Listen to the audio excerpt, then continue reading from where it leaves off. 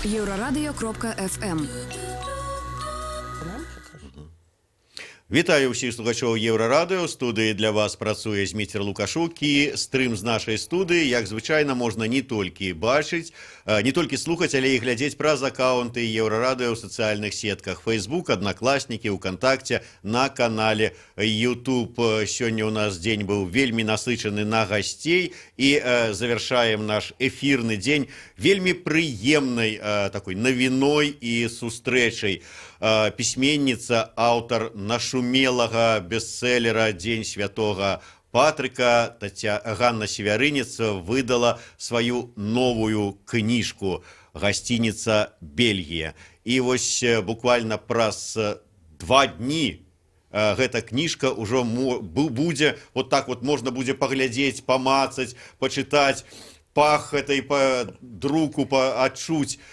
А сёння Ганна Севярынец у нас у студыі, і вось на такую літаратурна-жыццёвыя тэмы мы з ёй і пагаворым. Добрый дзень, спадарыня Ганна, вельмі ўдзячныя, што даехалі да нашай студыі. Добрый дзень. Спадарыня Ганна, давайте вось з самага галоўнага і пачнем. Як доўга пісалася кніга? Ну, я так не магу сказаць у гадах, ну, можа... Ну, праца над ёй, напэўна, гады 4 заняла, ну, а калі ўжо лічыць там першае напісанае слова і апошнюю кропку, то, напэўна, 3, я так думаю, недзе так. Недзе 3 гады. Ну, бо яна складалася, там шмат было ў мяне розных рэчаў, калі працавала над Дубоўкам, над дакументальнай біяграфіяй, а потым над Дударом, над укладаннем выбраных твораў, а потым над Глебкам. Ну, гэта ж все нараджалася адтуль. Ёсць рэчы, якія ты можаш выказаць праз дакумент, праз тое, як ты гэты дакумент падаш, як ты яго ўкладзеш, побач з якімі дакументамі паставіш. А ёсць рэчы, якія ў дакументальныя кнігі не ідуць, ну, то бок гэта такі пабочны прадукт гэтай навуковай працы. Вось, але выглядае яна зусім не так, як яна задумвалася. Такі цяжкі працэс. Ну, лепш, канешне. Хто ж? Не, лепш. Тым не менш, от 3 гады працавалі над гэтай кнігай, але паралельна я так зразумеў, што працавалі, зрабілі і выдалі яшчэ як мінімум 2 кнігі, так? Ну так, і Глебка вось на падыходзе недзе ў красавіку павінен выйсці. Гэта таксама дакументальная будзе кніга пра Глебку, і гэта частка такой вялікай працы, яна ўжо сфармулявалася ў мяне ў галаве. Гэты час вельмі цікавіць мяне, так, і Бельгія яму прысвечаная, і у сэнсе нейкіх даследчыцкіх дакументальных рэчаў я хачу зрабіць такія некалькі кнігаў. Дубоўка герой, Дудар не герой, не антыгерой, а не герой, чалавек, які проста трапіў у гэтыя колы і загінуў там, бо быў упартым. Глебка... Якую вы добрую фармуліроўку знайшлі. Не адмоўны герой, а проста не герой. Ну так, ну, у параўнанні з тым любого ж чалавека можна назваць героем, але Дубоўка герой класічны у антычным сэнсе, у сэнсе антычных трагедый. Потым Глебка гэта чалавек вельмі годны, насамрэч, чалавек вельмі добрых чалавечых якасцяў, але ён такі шмыгаў паміж гэтымі зубцамі, якія пажэрлі Чарота, Дудара і ўсіх іншых. І вось за кошт чаго ён выслізнуў, за кошт чаго ён вышмыгнуў, так? Ну і наступнай павінна быць кніга пра злодзея, да, злодзея, генія і злачынства, пра чалавека, які выключна адмоўную ролю іграў, але таксама быў сынам свайго часу і абраў проста такую стратэгію. І гэта будзе 4 стратэгіі выжывання ў тыя часы, якія мы маем за спіной. Ну, вось Бельгія, яна ўсё гэта нібыта так трансфармуе ў мастацкім сэнсе, вось гэтыя рэфлексію на гэтыя тэмы. Так все ж таки «Гасцініца Бельгія» гэта раман больш дакументальны ці больш мастацкі? Ну, глядзіце, ёсць такія 2 раманы, якія былі для мяне ўзорам. Гэта кнігі такія фундаментальныя для майго дзяцінства, для майго фарміравання як філолага, як чалавека, які цікавіцца літаратурай. Гэта Юрый Тынянаў, Кюхля і Пушкін. Гэта раманы мастацкія, але яны да такой ступені дакументальныя, што калі ты іх чытаеш як звычайны чытач, ты чытаеш мастацкую кнігу.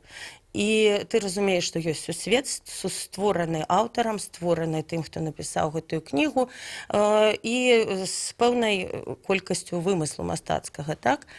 А калі ты потым ужо дарослым чалавекам чытаеш дакументы і бачыш, што ў Тынянава яны нейкім чынам не пераказаныя, а існуюць у гэтым ягоным сусвеце. То бок гэта дакументальны грунт, выключна дакументальны, але перасэнсаваны па-мастацку, так? Не пераказаны, ну вось як прыкладам пішуцца біяграфіі, як кругі напісаныя Пашкевічам, да, пра Дубоўку. Гэта шмат у чым пераказаны дакумент літаральна даслоўна. Там успаміны Марылі Дубоўкі і гэтак далей. Бельгія не даслоўна пераказаны дакумент, але яна наскрозь дакумент. Дзе я магла не прыдумваць, там я не прыдумвала. Калі ў мяне Дубоўка прыязджае увечары з маскоўскага цягніку і ідзе дамоў да Коласу, значыцца, я падымала расклад цягнікоў на 26-й год, глядзела, калі прыходзіць з Масквы зручны цягнік, калі Дубоўка мог ім з'ехаць, вылічвала, шла пешу да месца, дзе прыкладна жыў Колас, прыкідвала на Дубоўкавы ногі, што ён, канешне, ішоў 2 разы хутчэй за мяне, так? Ці там яны там ідуць у лазню. А якія былі лазні тады? Ці была парылка? Хто там быў? Ці былі баншчыкі? Дзе яны бралі венікі? Усё гэта насамрэч сёння можна даведацца, ёсць людзі, якія гэтым займаюцца, ёсць людзі, якія гэта ўсё з дакументаў бяруць. І Бельгія паўсюль, дзе можна, там дэталі менавіта ўзятыя з сапраўднага жыцця таго часу. У гэтым сэнсе яна, канешне, дакумент. Але я не брала пратаколы маладняка і не давала іх стэнаграфічна. А я ўяўляла сабе, як гэта маглі казаць жывыя людзі, а пры гэтым нехта пісаў. Та вот мне цікава, дыялогі, яны ж там ёсць у кнізе? Канешне, іх там вельмі шмат. Яны ўсё ж такі прыдуманыя, ці вот як яны? Ну, дыялогі, гэта, там ёсць некалькі дыялогаў, якімі я сапраўды ганаруся, бо шмат было над імі работы, яны павінны былі быць жывымі, ну, каб гэта размаўлялі жывыя людзі, але адначасова, каб гэта былі людзі таго часу з той мовай. Я нават забараніла рэдактарам выкрэсліваць русізмы, выкрэсліваць нейкія формы кшталту поэта там, ці камуністы я, да, ну, это зразумела. Ну, карацей, это такі сінтэз, і яны там размаўляюць так, як я ўяўляю сабе, яны павінны былі размаўляць, калі былі жывымі людзьмі. Але на падставе пратакол. Ну, я сама шмат пратаколаў панапісвала за сваё жыццё, таму я разумею, як трансфармуецца жывое слово ў пратакольнае. І, ну, вось, аднаўляла такім чынам.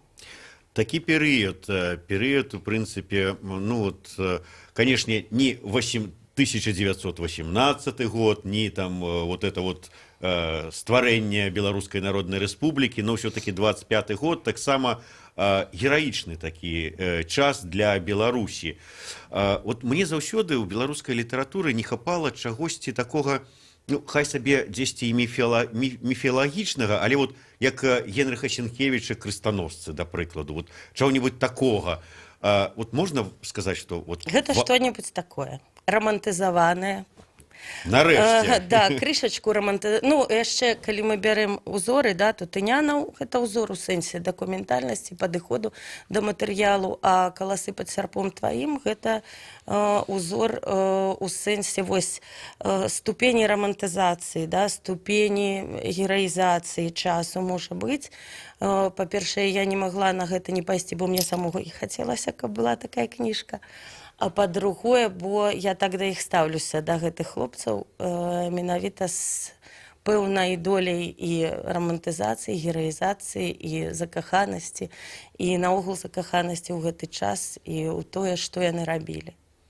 Можно сказать, что вы тут спрычыніліся, ну, не будем казаць, что вот раданачальнік, як это кажуць, але спрычыніліся да стварэння такой, ну, можа быць, крыху міфігалізаванай, але гераічнай такой літаратурнай плыні сучаснай Беларусі. Ну, я б хацела, каб у мяне гэта атрымалася, бо я ставіла перад сабой шмат задач, а я ну, не такі ўжо пісьменнік дасведчаны ці там, які мае ў руках шмат інструментаў. Я не ведаю, як атрымалася, але я хацела, канешне, і спрычыніцца і даць, можа, штуршок вяртанню да такіх раманаў, бо сёння гэта не модна і сёння гэта не тренд, але і мне не хапае, і маім вучням не хапае, і мне падаецца, што і чытачу не хапае. А вы ведаеце, шмат што бывае там не ў трэндзе, а потым вяртаецца. Можа быць, не сучасны там гэты Дюма з яго 3 мушкецёрамі, але вот час ад часу вяртаецца гэты час, калі хочацца нейкай рамантыкі, нечага такого вот гераічнага, прыгожага і ўсяго астатняга. Таму, магчыма, час хай не ў трэндзе зараз, але праз год. Ну, галоўнае, это кніжка, якая павінна была быць, бо ну, ведаеце, у прасторы дырка была. І трэба было туды пакласці кніжку. Ну і вось яна туды паклалася. А вы адчулі, што тут у гэтай прасторы вот ёсць тут такая дзюрка? Ну так, ну я ж чытач, я ж чытаю, ёсць нейкія кніжкі, якіх мне не хапае, ёсць нейкія кніжкі, якіх я бачу відавочна, што я б дзецям сказала: о, прачытайце вось гэта, а нема што сказаць, бо там няма, пуста. Таму, канешне, адчуваю. А зараз вот скажаце, а вот тут вот ёсць цікавая кніжка Ганны Севярынец. Ну, дзеці, вучні мае сочаць, і яны са мной размаўляюць. Я да таго, што некаторыя пісьменнікі саромеюцца параіць сваё. Вот я неяк на выставе падышоў да стэнда, там стаяла Аксана Спрынчан. І я спрашиваю, што параіце дзіцяці майму купіць? І яна мне кажа, вот гэта. Я кажу, а сваю кніжку чаго не раіце? А я саромеюся неяк няёмка, а вот вы?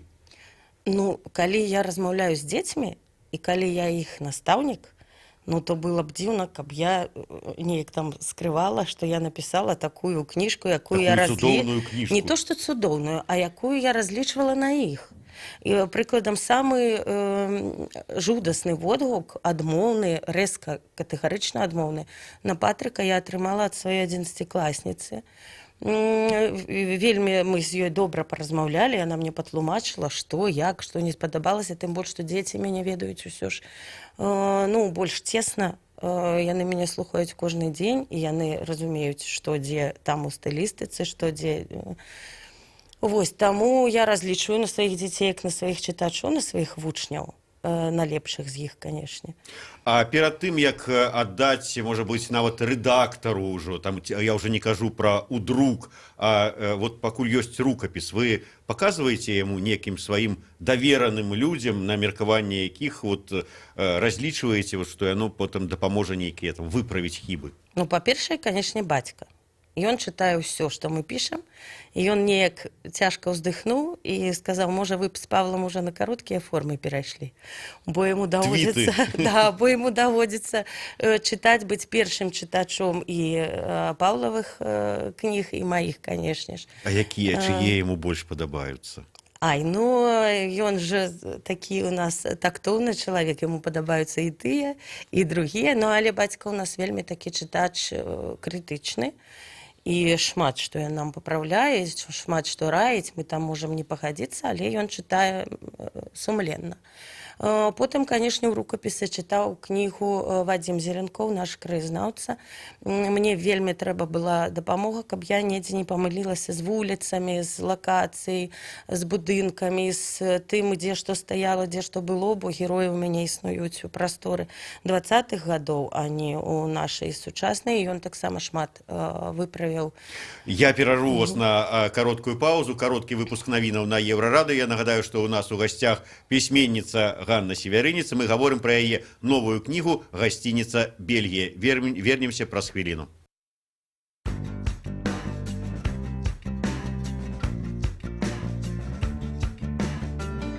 Коли тобі важко дихати, значить ти дуже високо.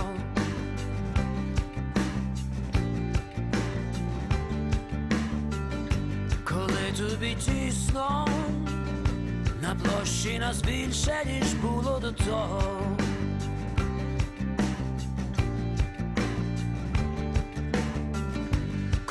тобі душно, скоро весна і не буде так слизько.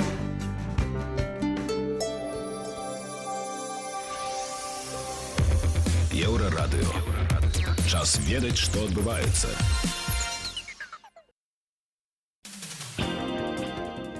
Вітаю ў студыі Святлана Адзінец, каротка пра асноўныя падзеі.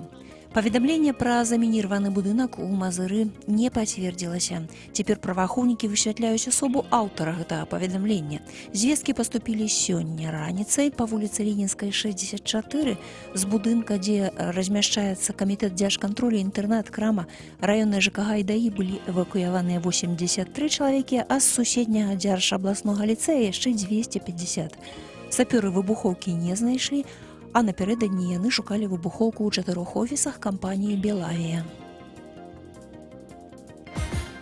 Звольнены суддзя, які ў свой час асудзіў да зняволення Алеся Бяляцкага. Паводле указу Лукашэнкі ад 4 лютага суддзя Першамайскага раёна сталіцы Сергей Бандарэнка, які ў 2011 пасадзіў Бяляцкага на 4,5 гады, вызвалены ад пасады па ўласным жаданні. Аднак тэлеграм-канал «Кульгавы д'ябал» сцвярджае, што гэта не сапраўднае жаданне стала прычынай, а крымінальная гісторыя маці Тамары Бандарэнкі, кіраўніцы рэспубліканскага цэнтру па аздараўленні і санаторна-культурным лячэнні. Спадарня Бандарэнка была пасаджаная на 7 гадоў 6 месяцаў са штрафам у 350 базавых велічыняў і канфіскацыяй маёмасці за неаднаразовае хабарніцтва. Спадар Бандарэнка ад каментару адмовіўся. Сёння ўначы да 12 градусаў марозу, але заўтра ў дзень адліга возьме сваё. Тэмпература паветра ў дзень ад -3 да +3. Пераважна без ападкаў дзе-нідзе наліпання снегу.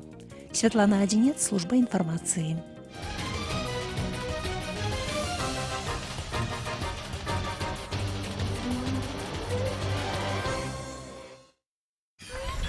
Еўрарадыё.фм.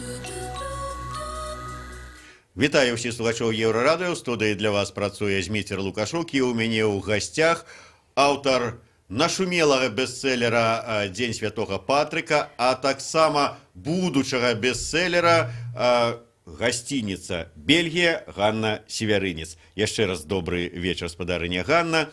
Вы сказалі, што ваши рукапісы найперш чытае бацька і ваш сябра-краязнаўца.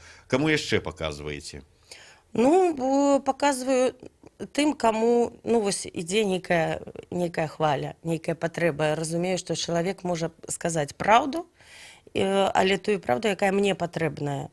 Праўду, якая вам не патрэбная, вы не хочаце чуць. Не, ну, прыкладам, я не хочу чуць нейкіх хваласпеваў, просто хваласпеваў. Ну, это марнаваць час, калі ты працуеш над рукапісам. Канешне, потым, калі выходзіць кніжка хваласпеваў, чым болей, тым лепей, бо это ўсё вельмі такі працэс складаны. То бок паказвала яшчэ Сергей Будкін глядзеў, калі мы працавалі разам над нерастралянай паэзіяй, над лекцыямі, над кніжкай. Ну і Будкін ангажаваны ў гэтую тэму. Вось, і Алесь Плотка чытаў, мы з ім добра сябруем, таварышуем. Ён таксама гэтай тэмай займаецца, мне было цікава, што ён скажа, але яны такія хлопцы лянівыя, яны сказалі, потым на паперы пачытаем. Бо вардаўскі файл цяжка чытаць, канешне. Ну да, вот і давярай пасля гэтага людзям, як кажуць. Ну гэта таксама я вельмі перажывала, думаю, значыцца, калі не чытаецца, калі... То не вельмі і хочацца, да? Не вельмі хочацца, а я не вельмі зацягнула спружыну, бо, ведаеце, сюжэт у гістарычнага рамана, ён ужо гатовы. Я не магу яго змяніць, да? Я магу яго неяк напружыніць, магу яго неяк расквеціць, яшчэ нешта, але ён ёсць, да, сюжэт, і ёсць нейкія задачы, калі сюжэт расцягваецца, ці калі ён сціскаецца. І я баялася, што я заседзілася на ўступе, да, пакуль мне трэба было перайсці да хлопцаў непасрэдна. Я ж павінна даць такую экспазіцыю для тых людзей, якія, прыкладам, не ведаюць нічога пра 25-й год, не ведаюць нічога пра тое, што тады было ў беларускай літаратуры. Гэта трэба было, там першыя 2 ці 3 главы, яны такія крыху павольныя па імкненні, да, па хуткасці. І я, канешне, паставіла сабе такую птушачку, што я там, напэўна, заседзілася, але, ну, паглядзім. Ведаеце, вот у журналістыцы таксама ёсць, трэба пачынаць з нейкага такого вот першы сказ, нешта такое, каб прыцягнуць увагу, таму вот трэба што-нибудь са смерці, ці вот з пастельнай сцэны, вот раз, Ну, а потым ужо там... Ну, нешта такое там ёсць, там пачынаецца з п'янкі. О, таксама добра. Да, і я думаю, што яно не... І калі п'янка яшчэ перарастае ў забойства альбо ў Не, секс, ну не ў забойства, але перарастае. Ну, што тычыцца сексу, то я не вялікая аматарка такога эратычных сцэн, такіх відавочных, да, таму што калі пісьменнік піша пра секс так, ну, вось, апісвае гэта ўсё фізіялагічна, гэта ты нібыта падглядаеш. А калі ён гэта так дае асцярожна, то ты сам уключаешся Фантазію. у творчасць, так, і ты пачынаеш гэта ўяўляць, і гэта ўжо зусім іншае адчуванне, чым ты проста падгледзеў у скважыну. Таму там будзе менавіта такі, які трэба ўяўляць. Ну, мы ўжо столькі такіх, як это кажуць у моладзі, заманух атрымалі, каб вот пачытаць... Пасхалачы. Да. А мне вот цікава, у вас ёсць такое літаратурнае спаборніцтва паміж вамі і Павлам Северынцам? Мы зусім розныя у сэнсе сваіх праграм літаратурных. Па-другое, Павел ўсё ж такі найперш разлічвае, ну, як я разумею, на аўдыторыю пэўную, так, у яго, скажем так, больш ідэалагічная проза, бо яна хрысціянская, арыентаваная на менавіта хрысціянскую, дэкларавана хрысціянскую ідэалогію. Таму, ну, калі б мы раптам з ім разам пісалі «Две гасцініцы Бельгіі», мы б спаборнічалі. Але ў нас зусім рознае ўсё, і больш затое Павел ўсё ж такі пісьменнік больш дасведчаны, больш сталы, больш такі, у яго больш інструментаў у руках. Я не скажу, што я нечаму вучуся, але я прыглядаюся, канешне. Гэта так. Яшчэ да кніжкі. Вот скажыце, вот ці магу вот я, чытаючы ваш роман, вот вы кажаце у анонсе про тое, што вот мы пройдземся па вулачках старадаўняга Мінску. Ці вот сапраўды я змагу адчуць сябе, вот уявіць, заплюшчыць вочы, пачытаўшы старонку, што вот я іду па нейкіх брукаваных вуліцах дзе-нибудь вот... Мала таго, там ёсць маршрут Дудара ад дома да Маладняка і маршрут Дубоўкі ад беларускага вакзала да Крамля, да яго працоўнага месца, які пройдзены нагамі ў мяне, разлічаны пахвілінна. Всё гэта я праходзіла менавіта для таго, каб у Бельгіі... Яны там шмат ходзяць у мяне, Дубоўка па Маскве, Дудар па Мінску.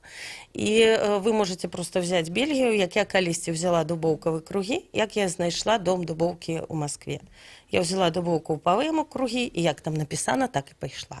Это Дубоўка так зрабіў спецыяльна і выдатна зрабіў. То вось усе шляхі дударовы па Менску і усе сцежкі Дубоўкавы па Маскве, яны ўсе пракладзены, ну, вось так, як след. Тут уже далей пытанне да майго пісьменніцкага майстэрства, як я гэта перадала. Ці вы успрымеце гэта зараз? Да, вот я хацеў спытацца, а атмасферу адчуем? Ну, я хацела, каб адчулі. Мне хацелася, каб адчулі. Да, там ужо будзем глядзець. Добра, мы тут казалі пра крыжаносцаў, пра Сенкевіча, пра Дзюма, а ўсё ж такі, вы сказалі, вот была ніша, дзюрачка такая вот у літаратурнай паветры, сценцы, там ці як тут што назваць, куды вы паклалі вот гэтую сваю кнігу. Ўсё ж такі, але вот што вы хацелі сказаць этой кнігай? Якая вот галоўная ідэя, мэта? Што аўтар хацеў сказаць, як любіць казаць Лябедзька? Месседж такі. Мы не маем права пакінуць гэтыя часы без сваёй пільнай увагі.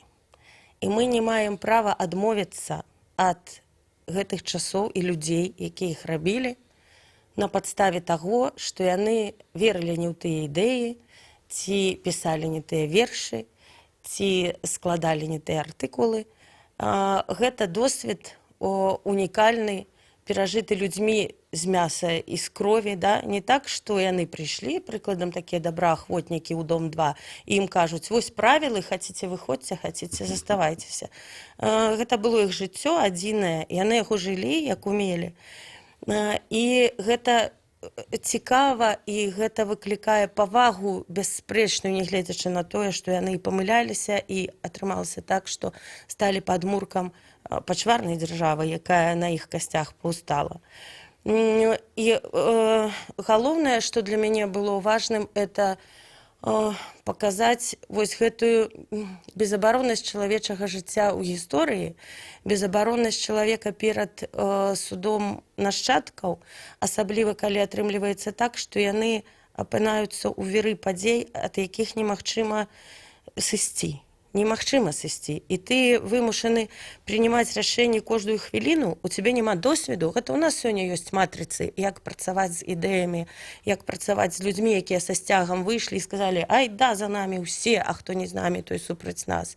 Мы сёння маем такія матрыцы, дзякуючы ім. Яны не мелі. Яны былі хлопчыкамі, якія выраслі ў дарэвалюцыйнай Расіі, пайшлі ў першыя класы дарэвалюцыйных гімназій, а потым яны бачылі, што вайну і рэвалюцыю, ўсё. Як яны жылі, як гэта было, што яны будавалі, што яны нам пакінулі, і якімі яны пры гэтым былі жывымі. Да? Вот, я не ведаю, як гэта патлумачыць, як казаў Лев Толстой, каб расказаць, пра што Анна Кареніна, трэба спачатку да канца расказаць. Ну, вось такі месседж, эмацыйна такі. Вот калі чытаць школьную гісторыю Беларусі, то уяўленне наўрад ці пра гэты час з беларускай гісторыі атрымаеш. А вот з вашай кнігі у мяне вот такое ўражанне, спадзяюся, што я ўсё ж такі атрымаю, займею гэтую кнігу і змагу пачытаць, вот, што можна будзе ўявіць сябе і ў гістарычным таксама плане, што гэта быў за час, вот, па падзеях я маю на ўвазе. Ну так, там падзеі адноўлены, там я старалася, імкнулася ўсё адлюстраваць, і калектывізацыю, і, ну, хаця хлопцы яны былі гарадскія, і на калектывізацыю толькі ездзілі так, да, прыехаў, уехаў. То бок яна не будзе там так глыбока асвечана, як, прыкладам, у знакі бяды, да, у Быкова. Ну, я і не маю такіх ні талентаў, ні досведу. Але там будуць сярод іншых дэталяў лістоўкі, якія брала з архіву НКВД, якімі поўнілася Беларусь з пагрозамі бальшавікам, камуністам і іншым. То бок, канешне, я імкнулася паказаць час і паказаць час праз розныя прызмы. У мяне не будзе там прызмаў людзей, якія мне горш вядомы, то бок Ластоўскі, прыкладам, ці Тарашкевіч, я іх не ведаю настолькі, каб праз іх паказваць. Але праз прызмы вось гэтых маладых, ангажаваных у савецкую ідэю людзей будзе. Ну і па змесце, можа быць, апошняе пытанне, потым яшчэ вот, у нас ёсць адна тэмка. Ці вот магу я, пачытаўшы, там жа у асноўным асноўныя героі і не героі, літаратары, так, пісьменнікі. Так. Вот я, скажем, чытаў некалі верш вот гэтага пісьменніка і думаў, уяўляў сабе такого вот такі вот чалавек, а зараз пачытаю вас і ого, подумаю, не такі ўжо ён і тут і добры дзядзька, там, ці, знаете, ці па-іншаму, там, пачытаю і падумаю, вот ёсць такая жартаўлівая прыказка, як бабуся пра ўнука кажа, такі гадкі, хітры, праціўны хлопец, але маладзец. Вот зменіцца стаўленне, калі пачытаеш? Я пра гэта думала, не пра тое, што яно зменіцца, а пра тое, што калі ў мяне ўсё атрымалася так, як я хацела, то гэта будзе такое ультыматыўныя вобразы, і іх будзе цяжка ўспрымаць па-іншаму. І людзям, якія будуць шукаць далей праўду, да, бо гэта ж праўда мастацкая, яна мая, ім давядзецца спрачацца не толькі з міфамі, якія ўжо ёсць, але яшчэ і з міфамі, якія я стварыла. Да? І я думала пра тое, як зрабіць так, каб прасцей было потым людзям над гэтым рэфлексаваць і сыходзіць ад тых вобразаў, якія ў мяне намаляваны. Але ну, гэта ўжо не ў маей уладзе. Тыя, хто там цэнтральны персанаж, тыя, хто мне быў найбольш цікавы як характар, я думаю, што яны, ну, вам будзе падавацца, што яны такімі і былі. Ну, гэта значыцца ваш талент, што вы нас Ну, гэта я так пераканаеце. думаю, гэта я так хацела, а як яно атрымалася, это трэба чытаць. Ну, пачытаем, даведаемся, пабачым. Крыху пра такую практычную бок пісьменніцкай справы. Вядома, што зараз даволі складана выдаць кнігу, складана фінансава, альбо за свае грошы, альбо праз краўдфандынг, і рэдка-рэдка, калі выдавец за свае грошы выдае некага, ну, бо ён ужо ўпэўнены, што гэта прадасца і акупіцца яму. У вашым выпадку як было? У маім выпадку, што тычыцца менавіта Бельгіі, гэта маё супрацоўніцтва з выдавецтвам «Рэгістр», якое выдавала Патрыка, а Патрыка яны выдавалі самі, гэта было умовай перамогі ў конкурсе «Першая глава». Я калісьці, не памятаю ўжо ў якім годзе, ці то ў 15-м, ці то ў 16-м перамагла ў конкурсе «Першая глава» і выдала тую кніжку, яны выдалі. І калі стала зразумела, што Патрык чытаецца, што выдавецтва недарэмна ўклала грошы, Што на Ганне Севярынец можна зарабіць. Ну, я не ведаю, ці гэта вялікія заробкі на беларускамоўнай літаратуры, але мяне цешыць тое, што я не адчуваю сабе камнем на іх шыі, да? Я ведаю, што тыражы прадаюцца, я ведаю, што прадаўся першы, ведаю, што прадаецца другі перавыданне, і ведаю, што і зараз ім не так страшна выпускаць гасцініцу Бельгія. Мне тут спакойна. Ну, я сабе адчуваю нармальна. Ну, гэта ўжо радуе, што, прынамсі, не трэба ламаць галаву пра тое, што вот ты напісаў, і што з гэтым рабіць? Грошай самому выдаць няма? Бо ў мяне з настаўніцкіх заробкаў, канешне, нічога не выдаш, але так атрымліваецца, што Дубоўку дапамагла выдаць Светлана Алексеевич, Дудара дапамаглі выдаць Зміцер Калеснік і Павел Падкарытаў. Я ўсіх іх памятаю і памінаю добрым словам кожны раз, калі здараецца нагода. І удзячна Лемарыюсу, які дапамагае выдаваць навуковыя мае кніжкі, і удзячна, канешне, супрацоўнічаць з рэгістрам. Ну, шчаслівы лёс такі. Ну, ёсць спадзяванні на гідройца? Не, я, разумееце, як гэта не прэміяльны дыскурс, я так думаю. Гэта не тая кніжка, якім павінны давацца прэміі, таму што прэмія, яна ўсё ж даецца, я так разумею, кнігам, якія рушаць наперад, якія эксперыментуюць, якія нешта змяняюць, да, у прасторы літаратурнай менавіта. А вы ж цэлую дзюрку вот сваёй кнігай закрылі ў літаратуры. Што тычыцца літаратуры. прозы, разумееце, я вяртаюся назад. Класічны гістарычны раман — гэта ўжо пройдзеныя шаблоны ў літаратуры, да? Зараз альтэрнатыўны гістарычны раман рушыць наперад гэтую гістарычную думку, калі чалавек не проста спасцігае, не проста рэфлексуе, а калі ён такую запускае рэфлексію больш глыбокую, таму што далучае сюды сцэнарыі, якіх не было, але якія маглі быць. А я проста, так сказаць, ну, у сэнсе прозы, у сэнсе літаратуразнаўства гэта нейкі крок назад. Дзякуй вялікі. І на заканчэнне скажыце, дзе бліжэйшымі днямі можна будзе і кніжку вашу набыць, і аўтограф ваш здабыць?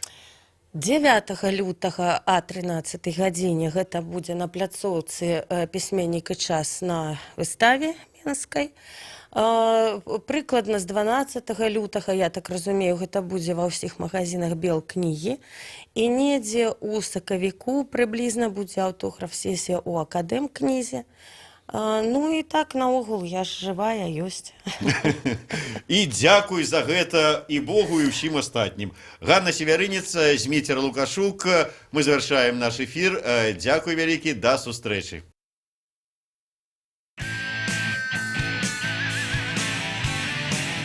Еўрарадыё. Альтэрнатыўнае радыё.